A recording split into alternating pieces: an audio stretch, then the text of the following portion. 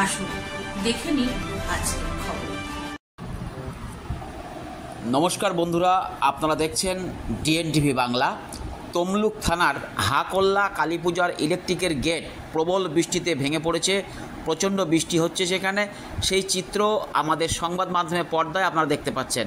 সেই সঙ্গে আপনারা দেখতে পাচ্ছেন ভেঙে পড়েছে একটি প্যান্ডেল। চন্দননগরের জগদ্ধাত্রী পুজোর সবথেকে বড় যে প্রতিমাটি হয়েছিল সেই প্যান্ডেলটি ভেঙে পড়েছে, তার চিত্র আপনারা দেখতে পাচ্ছেন আমাদের সংবাদ মাধ্যমের পর্দায়। Bureau report, DNTV Bangla.